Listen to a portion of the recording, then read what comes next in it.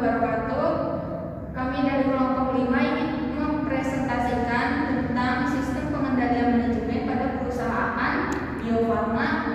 Perkenalkan, saya Anita Listiani, saya Dia Maina, saya Ezra Octaviani.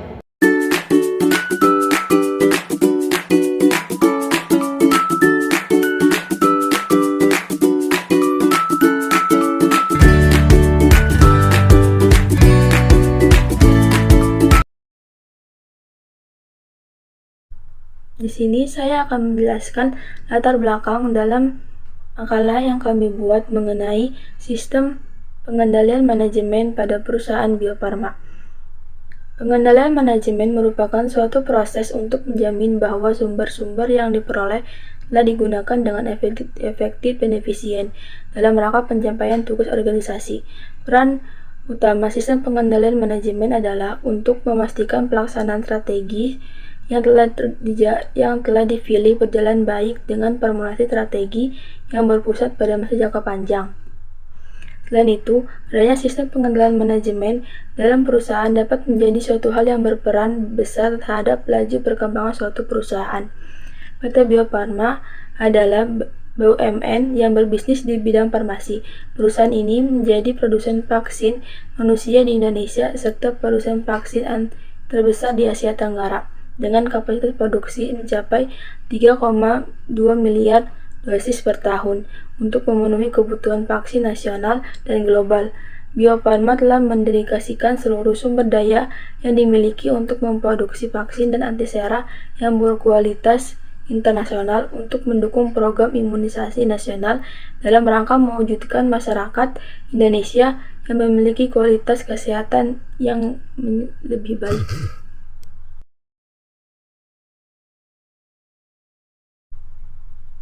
Selanjutnya di sini ada profil perusahaan. PT Bio Farma berdiri sejak 120 tahun yang lalu, tepatnya pada tahun 1890 sampai 1894, merupakan tanggal dikeluarkannya surat keputusan Hindia Belanda, tepatnya pada tanggal 6 Agustus 1890, tentang pendirian Vaksinigi atau Leeskwijk Resting di Rumah Sakit Tentala Waterveen Batavia, yang merupakan tonggak sejarah awal berdirinya perusahaan vaksin dan antisera di Indonesia. Lembaga ini kemudian berubah menjadi Vaksinigi Institute Pasteur seiring berjalannya waktu dan semakin meningkatnya kegiatan produksi. Pada tahun 1895 sampai 1901, setelah tahun 1923 menempati gedung Jalan Pasteur nomor 28 Bandung, lembaga ini kembali mengubah namanya menjadi Leeskwijk Resting Institute Pasteur dan tahun 1924 sampai 1942 dipimpin oleh Letnan Alten.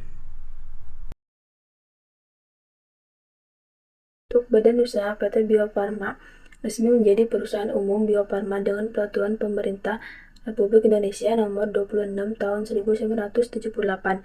Pada itu, Prof. Dr. Konosuke Fukai telah mengawali upaya transfer teknologi produksi vaksin polio dan campak. Setelah hampir 20 tahun berstatus sebagai perusahaan umum berdasarkan peraturan pemerintah nomor 1 tahun 1997, perusahaan berubah menjadi perseroan terbatas yang selanjutnya dikenal dengan PT Bio Farma Persero sebagai badan usaha milik negara.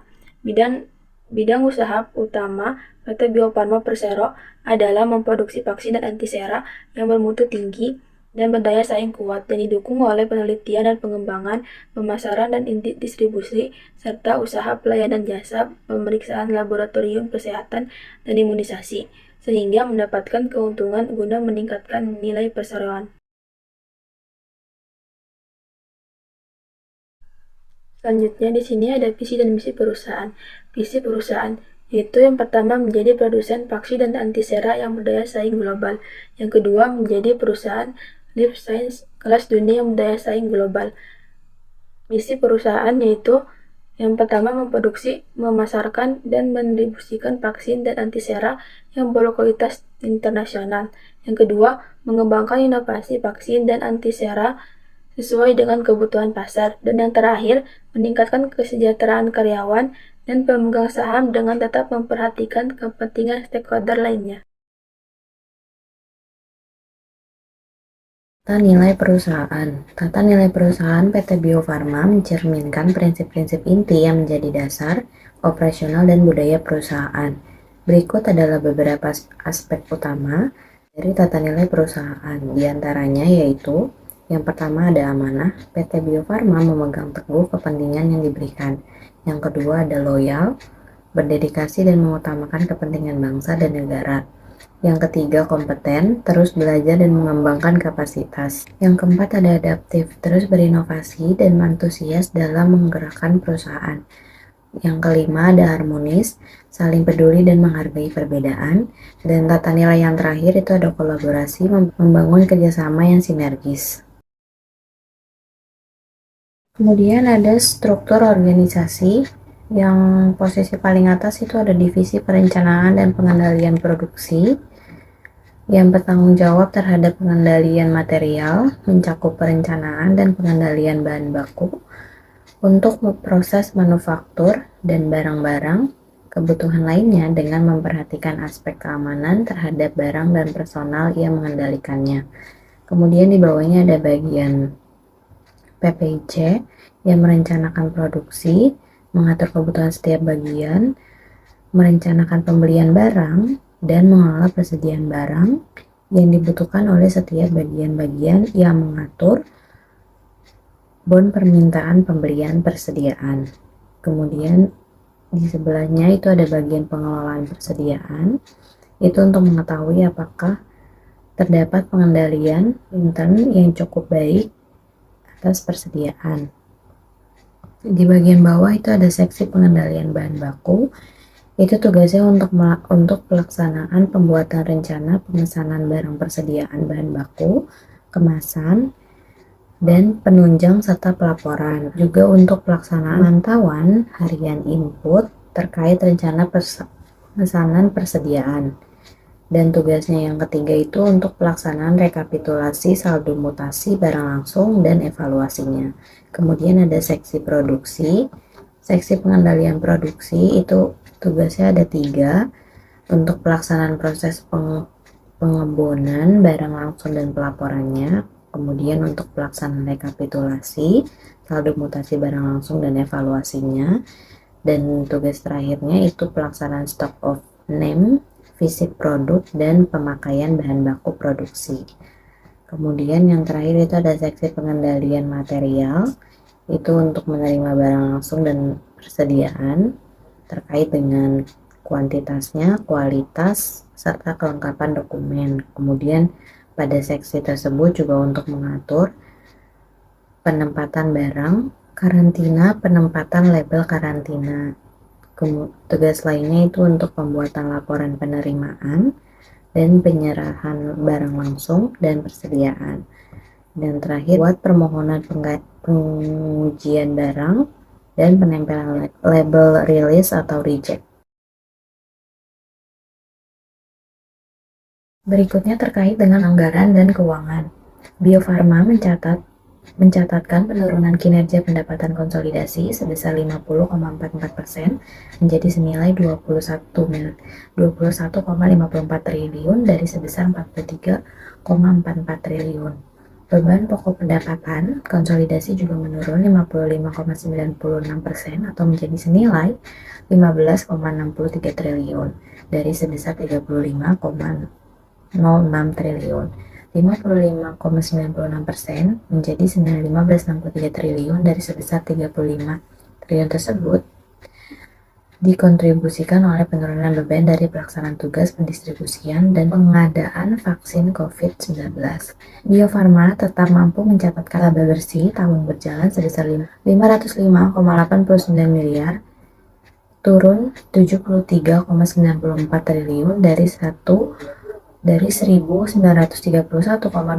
miliar di tahun sebelumnya. Adapun total aset konsolidasi Bio Farma hanya turun 13,91% menjadi senilai 34,81 dari 40,44 triliun di tahun sebelumnya. Hal tersebut disebabkan oleh berkurangnya nilai saldo kas atau setara kas, piutang usaha, dan persediaan yang berkaitan erat dengan berkurangnya pelaksanaan kegiatan penanganan pandemi. Pembahasan selanjutnya terkait dengan perencanaan strategis dan operasional. Yang pertama, rencana perusahaan dan strategi pengembangan bisnisnya. Strategi pengembangan bisnis dan perencanaan perusahaan itu diawali dengan peningkatan aktivitas R&D yang difokuskan pada peningkatan portofolio produk. Kemudian yang kedua itu ada sumber daya manusia dan strategi inovasi. Strategi inovasi dan pengembangan SDM melalui penerapan inovasi untuk mendorong perbaruan di berbagai lini perusahaan, inovasi baik dari proses, produk, maupun riset untuk mendorong inovasi di internal perusahaan, sehingga hasilnya dapat dirasakan oleh stakeholder eksternal. Yang ketiga itu manufaktur dan strategi rantai pasokan. Strategi ini untuk peningkatan kapasitas produksi dilakukan dengan penambahan mesin produksi, terutama untuk proses fill dan finish. Menggunakan teknologi informasi dan penerapan ERP untuk mendukung proses supply chain agar ketersediaan bahan baku dapat menjamin keberlangsungan bahan baku serta dapat menjamin keberlangsungan proses produksi sesuai target sehingga produk vaksin dapat memenuhi kebutuhan nasional dan global. Yang terakhir itu ada investasi dan strategi manajemen aset. Strategi pengelolaan aset dan investasi dilakukan dengan meningkatkan kapasitas produksi dan menambah portofolio produk yang direalisasikan melalui investasi penambahan infrastruktur dan lahan untuk fasilitas produksi. Pemilihan lahan untuk fasilitas produksi senantiasa memperhatikan aspek pemenuhan ramah lingkungan. Pelaksanaan dan pengukuran kinerja. PT Bio Farma dalam melakukan pengukuran kinerjanya masih menekankan pengukuran kinerja pada aspek keuangan saja. Hal ini tentunya tidak memadai untuk diterapkan dalam strategi perusahaan, sebab tidak bisa menggambarkan kondisi PT Bio Farma secara keseluruhan. Untuk itu, diperlukan sistem pengukuran kinerja PT Bio Farma yang dapat digunakan untuk mengukur sisi keuangan dan non-keuangan pada semua tingkatan organisasi. Untuk menilai kinerja PT Bio Farma secara keseluruhan, digunakan metode balance scorecard. Dalam penerapannya, sistem pengukuran ini akan membantu manajer dalam melihat bisnis dari 4 perspektif penting, yaitu perspektif keuangan, perspektif pelanggan, perspektif bisnis internal, dan perspektif pembelajaran dan pertumbuhan. Balance scorecard merupakan metode pengukuran secara menyeluruh dan evaluasi yang dilakukan secara berkesinambungan terhadap kinerja suatu perusahaan. Perbandingan kondisi dan teori. Menurut teori diverifikasi Porter, diversifikasi yang efektif dapat mengurangi resiko dan menciptakan sinergi. Bio Farma juga secara konsisten melakukan diversifikasi produk life science lainnya seperti blood product, biosimilar, stem cell, dan kit diagnostik dengan tetap mempertahankan dan mengembangkan core bisnis perusahaan di bidang vaksin dan antiserat. Yang kedua, teori balance scorecard membantu perusahaan menyelaraskan tujuan strategis dan kinerja operasional.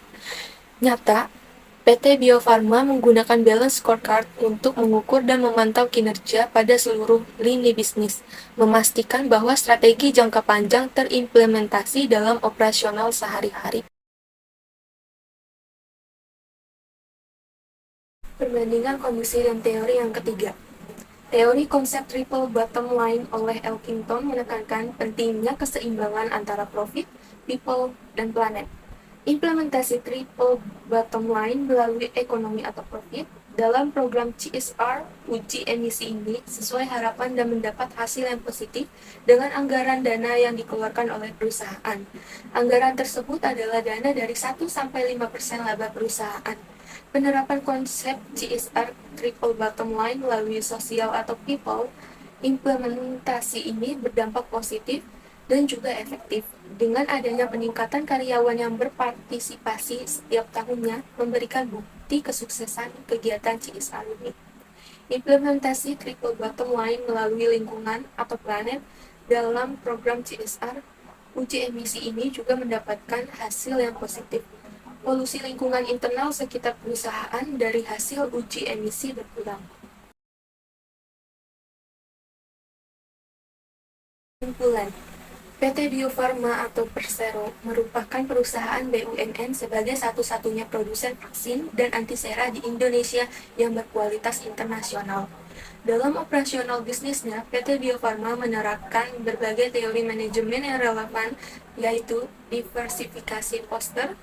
Dalam teori ini, Bio Farma dengan konsisten mempertahankan pertumbuhan pendapatan melalui percepatan time to market pada produk life science. Hal tersebut menjadikan Bio Farma sebagai perusahaan life science terkenal kelas dunia yang berdaya saing global. Pada kinerja keuangan, Bio Farma menerapkan metode balance scorecard. Bio Farma juga menerapkan konsep CSR triple bottom line, yaitu melalui penerapan sosial, ekonomi, dan lingkungan. Dalam implementasi ini berdampak positif dan juga efektif. Dengan adanya peningkatan karyawan yang berpartisipasi setiap tahunnya, memberikan bukti kesuksesan kegiatan CSR ini. Dalam kegiatan ini, karyawan mendapatkan servis gratis jika ada kendaraan yang rusak. Dan dari hasil penerapan ini, laba perusahaan setiap tahun meningkat seiring dengan dilakukannya pelaksanaan program uji emisi, serta dari uji emisi ini juga dapat mengurangi polusi lingkungan internal sekitar perusahaan. Sekian dari kelompok kami, kurang lebihnya mohon maaf. Wassalamualaikum warahmatullahi wabarakatuh.